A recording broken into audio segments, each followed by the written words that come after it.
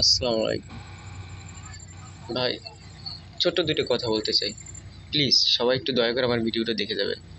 ভালো লাগলে লাইক করবেন, ভালো না লাগলে চলে যাবেন, তাতে আমার কোনো দুঃখ নেই। কেন সবাই খারাপ জিনিসটারে কমেন্ট করেন, ভালো জিনিসটাকে কেউ কমেন্ট করেন না, আর ভালো জিনিসটাকে কেউ ভালোবাসেন না। তাই আমি চিন্তা করি, যদি ভালো লাগে আপনার অন্তরে তাই ভালোবাসবেন, আর যদি ঘৃণা করেন তো ছেড়ে চলে যাবেন। ভাই, বাবা পৃথিবীতে এমন একটা জিনিস, আসলে যার বাবা নেই সে কখনো বোঝে না।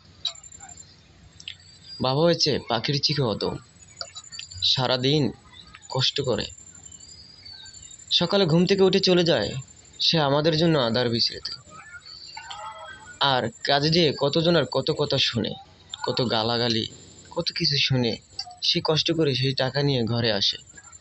ঘরে আসার পর হাসি মুখে সবার সাথে তার কষ্টটা কেউ বুঝতে দেয় না। হ্যাঁ, জিনিসটা আমি আগে কখনো বুঝিনি যে আসলে বাবা এত কষ্ট করে আনে টাকা, কিন্তু কখনো বুঝিনি। ছোট যখন ছিলাম তখন বাবাকে বলতাম, বাবা 10টা টাকা দাও। অনেক সময় বাবা পকেটে থাকলে বলতে হ্যাঁ বাবা আছে, আর যদি না থাকতো তাহলে বলতো বাবা নাই। যদি থাকতো হাসি মুখে বের করে দিয়ে দিত। কিন্তু কখনো ভাবিনি বাবা কত কষ্ট করে টাকা আনে। কিন্তু এখন বুঝি, জানো, এখন আমি মানুষের কাজে যাই। মানুষের কাজে যখন যাই তখন মানুষ আমাকে কত কথা বলে, একটু কাজ কম পারলে সে আমাকে অনেক গালাগালি করে।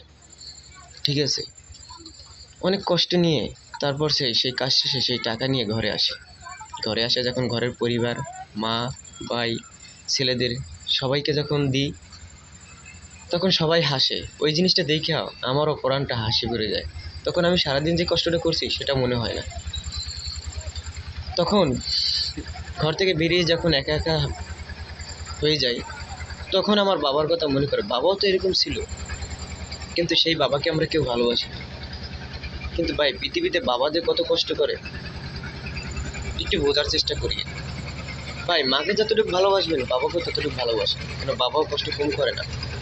আরেকটা কথা ভাই, বন্ধু বান্ধব নিয়ে টাকা পয়সা নষ্ট করেন তাতে কোনো দুঃখ নেই, কিন্তু বাবার সাথে একটা ভালো বন্ধুত্বের সম্পর্ক করেন, দেখবেন আপনার অন্তরটা সবসময় ভালো থাকবে।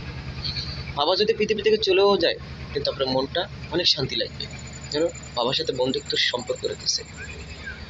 যখন বন্ধু বান্ধব নিয়ে ঘুরতে যান, বন্ধু বান্ধব নিয়ে চা খেতে যান, ওইরকম বাবাকেও বন্ধু বানিয়ে বাবাকে নিয়েও চা খেতে যান। বাবাকে অবহেলা করিয়ে না ভাই, কেন বাবা তো বেঁচে আছে তাই তো বোঝেন না, কিন্তু যেদিন চলে যাবে ঠিকই সেদিন বুঝবেন বাবা কী জিনিস।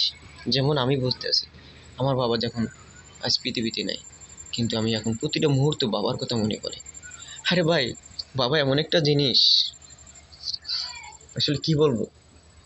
অনেক লোক আছে বাবার মূল্য বোঝে না, কেন জীবিত থাকতে তাকে কেউ দাম দেয় না, কিন্তু মরে যদি যায় তখন সে বোঝে। আপনি একটা বিপদে পড়ে দেখেন না, বাবা যদি জীবিত থাকে সে সবার আগে চলে আসে, কেন আমার সন্তান, ভাই বারাদার আসার আগে, বন্ধু বান্ধব আসার আগে কিন্তু বাবা এসে পড়ে। বাবাকে ঘৃণা করিয়েন না ভাই, সময় আছে এখনো, বাবাকে ভালোবাসেন। যখন চলে যাবেন তখন বুঝবেন, আপনি একদিন বাবা হবেন, সেদিন আপনিও বুঝবেন বাবা জিনিসটা কত কঠিন। যেদিন আপনি ছেলেমেয়ে হইবে সেদিন আপনিও বুঝবেন। তাই আশা করি আমার কথাগুলো সবাই বুঝতে পেরেছেন। একটু বাবাকেও ভালোবাসেন, মাকে যতটুকু ভালোবাসেন বাবাকেও ততটুকু ভালোবাসেন।